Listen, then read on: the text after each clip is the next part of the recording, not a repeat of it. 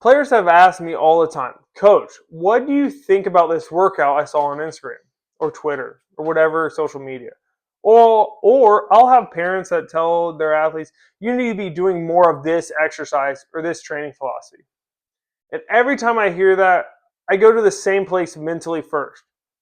I refuse to judge another coach's program. Not because every program is perfect, but because without context, you don't actually know what you're looking at.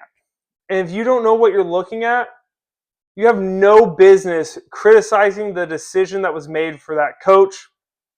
And that's where I just don't judge programs of other coaches.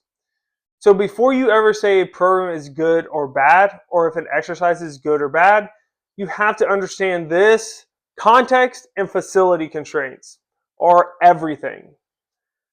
They dictate more of a programming than almost any other variable, even individual athletes. More than exercise selection, more than sets and reps, more than even the philosophy behind the program. If you don't understand the environment the coach is operating in, you're missing the whole picture, and you have nothing to say about that because you do not have the context to actually have a full picture of why that coach made that decision. In this video, I'm going to walk you through the 4 facility constraints that drive programming decisions from every coach. And once you understand these, you'll start to see why 2 great coaches can have completely different programs and both be right at the same time. And more importantly, you'll stop making the mistake of judging a program without understanding the why behind that selection of an exercise or why that program is built out the way they are, and you will understand the importance of facility constraints. The 4 constraints are simple: time, space, equipment, and group size. Time, simply, how much time do you actually have with the athletes? We then look at space. How much room do you have to train? Pretty self-explanatory. Equipment. What tools do you actually have access to train the athletes that you're trying to train? And lastly, group size. How many athletes are you training at one time? These 4 things will shape a program more than anything else. Whether people realize it or not, you don't have to like it. This is what every coach goes through. And if you've never coached before, it's really hard to understand the importance of these 4 constraints. Let's start with time. Time is one of the biggest drivers of everything you do. If I have 30 minutes with a group, that is a completely different program than if I have 90 minutes with a group. And here's the key: when time is short, there is no room for inefficiency. Every exercise has to have a purpose and have to have a huge transfer or a huge return on investment. Every transition has to be tight. Athletes need to move, not stand around. You can't afford long explanations, complicated setups, or exercises that take 5 minutes just to get into position or just to get the athletes working. We can't waste time when time is short. So if you see a program online that looks simple, that might not be because the coach doesn't know enough or doesn't like to use complex systems. It might be because they only had 35 minutes and they needed output. They needed a specific adaptation within the time frame. On the flip side, if you have a coach that has more time, now they can explore. They can teach more. They can layer into progressions, variations, and more complex movements because they have the actual ability and the actual time to do so and not take away from the training session or the actual goal that they're trying to do for the athletes.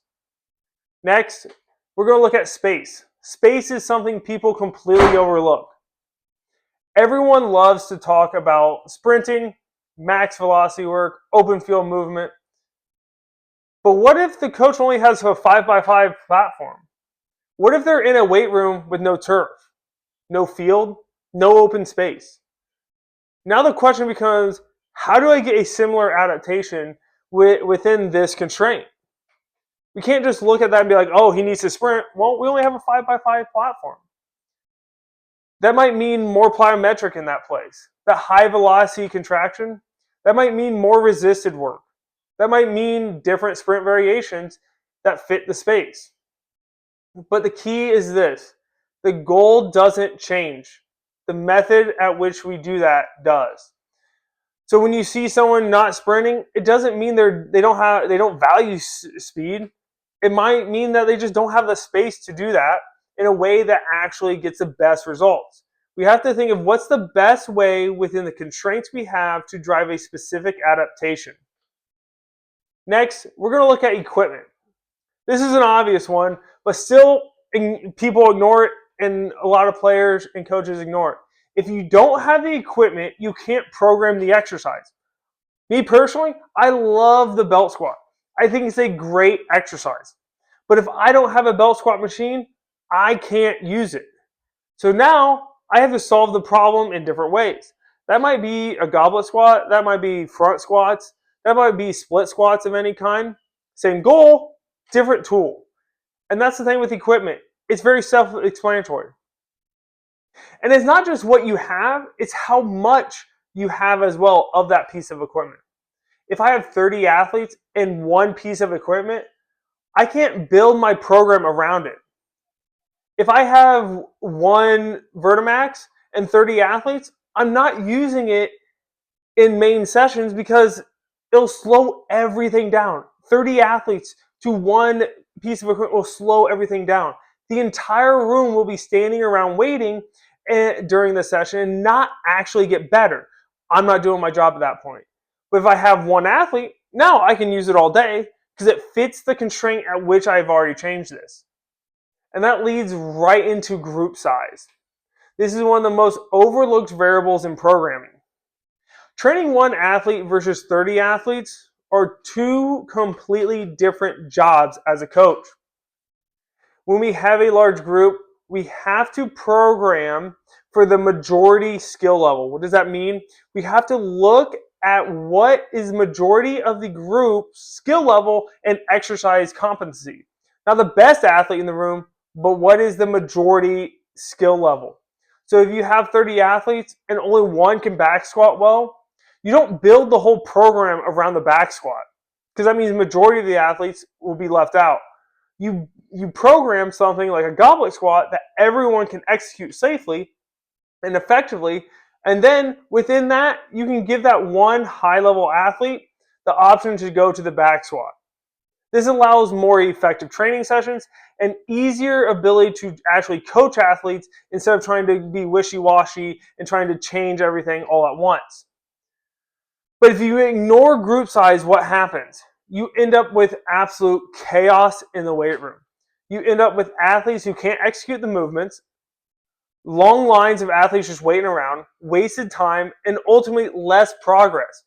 Athletes are not getting better when they're standing around because as a coach, you programmed a wrong exercise with the group size.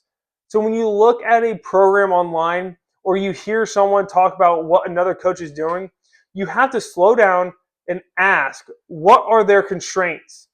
How much time do they have? Do they have 30, 90 minutes? How much space do they have? Do they have a whole football field or a 5x5 platform? What equipment do they have?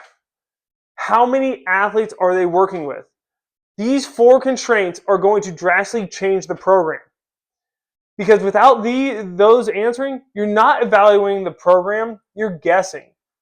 And you're going to look at that program in a way that is in a negative light because, oh, I would do this and that. And it's like, great, but if you don't know the context and the constraints, you're never going to be able to have a full picture and actually allow the coach to do their jobs. They know how to adapt within the constraints.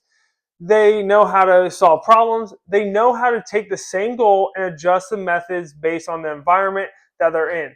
That's the mark of a great coach, is being able to take these four constraints and adapt within seconds without ever letting the athletes know. So the next time you see something on Instagram that looks different, or you're tempted to say, that's not what I would do, pause for a second.